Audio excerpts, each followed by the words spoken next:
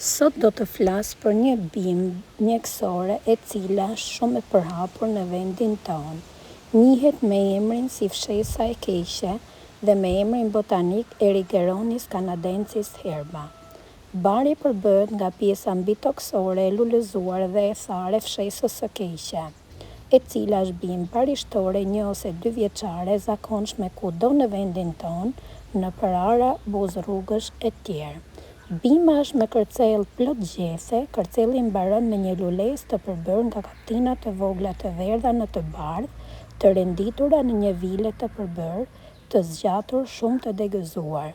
Gjethet e poshtë me heshtore, të sipër me të heshtore ose vizake, të gjitha të qerpikta, lulezon në qershor deri në tetor.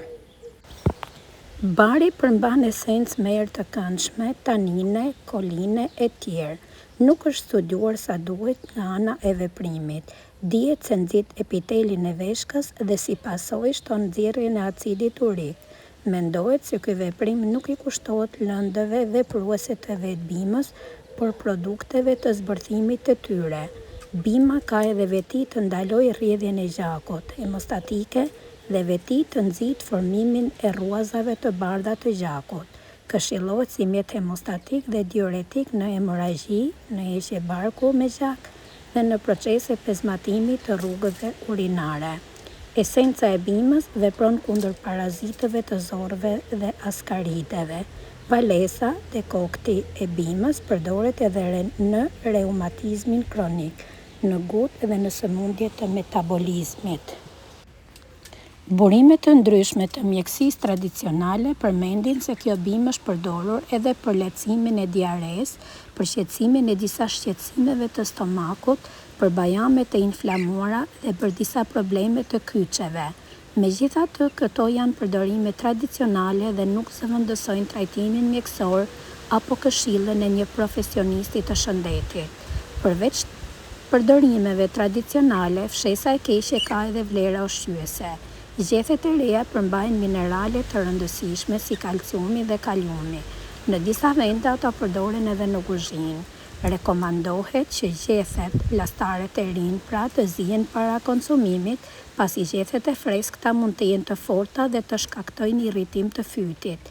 Disa njerëz e përshkruajnë aromën e tyre si të ngjashme me estragonin ose majdanozin. Kjo bimë ka edhe një rol të rëndësishëm në ekosistem. Rrënjët e saj ndihmojnë në mbajtjen e tokës dhe në uljen e erozionit, sidomos në sipërfaqe të zhveshura. Kur bima thahet dhe shpërbëhet, ajo pasuron tokën me lëndë organike.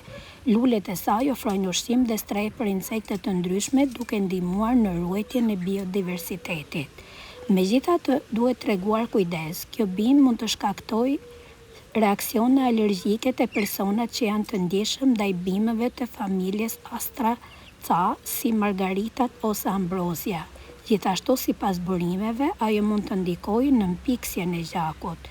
Për këtë arsye, para përdorimit të saj për qëllime mjekësore, këshillohet gjithmonë konsultimi me mjekun ose me specialist të bimëve mjekësore. Nëse të pëlqeu videoja, abonohu.